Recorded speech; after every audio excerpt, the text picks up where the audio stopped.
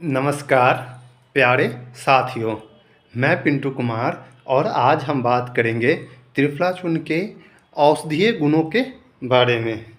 दोस्तों, आयुर्वेद के अनुसार हमारे शरीर में जितने भी रोग होते हैं वो त्रिदोष यानी वात, पित्त, कफ के बिगड़ने से होते हैं। वैसे तो आज की तारीख में वात, पित्त, कफ को पूर्ण रूप से समझना सामान्य बुद्धि के व्यक्ति को बस की बात नहीं है, लेकिन आप थोड़ा समझना चाहते हैं तो इतना जान लीजिए।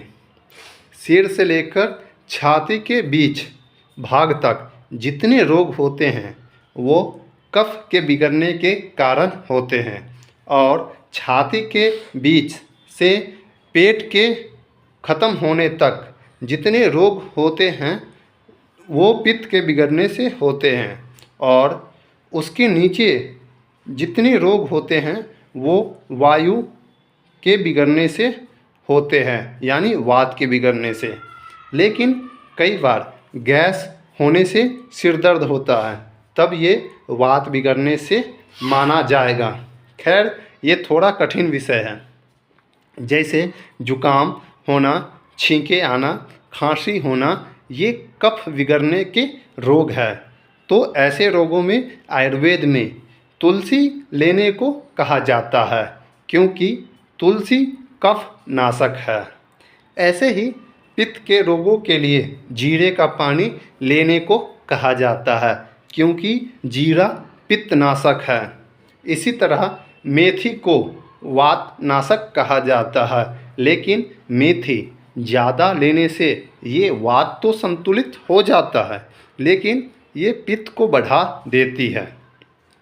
महर्षि वाग्भट जी कहते हैं, आयुर्वेद ज़्यादातर औषधियाँ वात, पित्त या कफ नाशक होती है, लेकिन त्रिफला ही एकमात्र ऐसी औषधि है जो वात, पित्त, कफ तीनों को एक साथ संतुलित करती है। वाग्भट जी इस त्रिफला की इतनी प्रशंसा करते हैं कि उन्होंने आयुर्वेद में 150 से अधिक सूत्र मात्र त्रिफला पर ही लिखे हैं कि त्रिफला को इसके साथ लेंगे तो ये लाभ होगा, त्रिफला को उसके साथ लेंगे तो ये लाभ होगा। त्रिफला का अर्थ क्या है, अब जानेंगे। त्रिफला यानी 3 फल। कौन से 3 फल? आंवला, बहेरा और हरहर। इन तीनों से बनता है त्रिफला चूर्ण।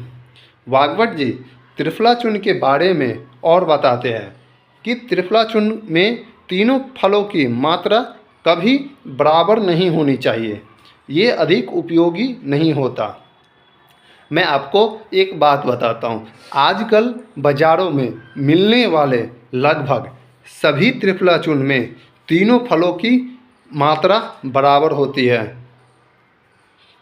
त्रिफला चूर्ण हमेशा 1:2:3 की मात्रा में ही बनाना चाहिए। अर्थात मान लीजिए आपको 200 ग्राम त्रिफला चूर्ण बनाना है तो उसमें हरहर चूर्ण होना चाहिए 33 ग्राम, बहेरा चूर्ण होना चाहिए 66 ग्राम और आंवला चूर्ण होना चाहिए 99 ग्राम। यानी कि हरहर 33, बहेरा उसका 2 गुना 66 और आंवला 3 गुना यानी कि 99 ग्राम।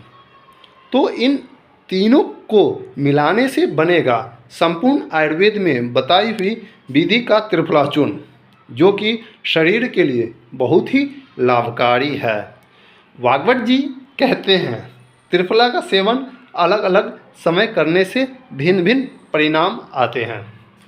रात को जो आप त्रिफला चूर्ण लेंगे तो वो रेचक है, अर्थात सफाई करने वाला, पेट की सफाई करने वाला, बड़ी आंत की सफाई करने वाला, शरीर के सभी अंगों की सफाई करने वाला, कब्जियत दूर करने वाला, 30 से 40 साल पुरानी कब्जियत को भी दूर कर देता है ये त्रिफला चूर्ण। और सुबह त्रिफला लेने को पोषक कहा गया है, अर्थात अगर आपको पोषक तत्वों की पूर्ति करनी है, वात, पित्त, कफ को संतुलित रखना है, तो आप त्रिफला सुबह लीजिए। सुबह का त्रिफला पोषक का काम करेगा। और अगर आपको कब्जियत मिटानी है तो त्रिफला चूर्ण रात को लीजिए। त्रिफला कितनी मात्रा में लेना है, किसके साथ लेना है? रात को कब्ज दूर करने के लिए त्रिफला ले रहे हैं तो 1 टीस्पून यानी आधा बड़ा चम्मच गर्म पानी के साथ ले और ऊपर से दूध पी ले। सुबह त्रिफला का सेवन करना है तो शहद या गुड़ के साथ ले। 3 महीने त्रिफला लेने के बाद 20 से 25 दिन छोड़ दें, फिर दोबारा सेवन शुरू कर सकते हैं। इस प्रकार त्रिफला चूर्ण आपके बहुत से रोगों का उपचार कर सकता है। इसके अतिरिक्त त्रिफला और भी अधिक और शीघ्र लाभ पहुंचाता है, जैसे मैदे से बने उत्पाद, बर्गर, नूडल, पिज्ज़ा आदि न खाएं। ये कब्ज का बहुत बड़ा कारण है। रिफाइन तेल कभी ना खाएं। हमेशा शुद्ध सरसों, नारियल, मूंगफली आदि का तेल खाएं। सेंधा नमक का ही प्रयोग करें। यदि कोई भाई बहन खुद त्रिफला चूर्ण नहीं बना सकते तो आप बैद्यनाथ कंपनी की त्रिफला चूर्ण ले सकते हैं, क्योंकि उसमें 1:2:3 के क्रम में हरड़, आंवला और बहेरा रहता है। और मैं आपको एक बात बता देता हूँ, यदि आपको 60 साल की उम्र में भी यदि 30 या 35 की दिखना है तो आप त्रिफला चूर्ण का अवश्य सेवन करें। धन्यवाद।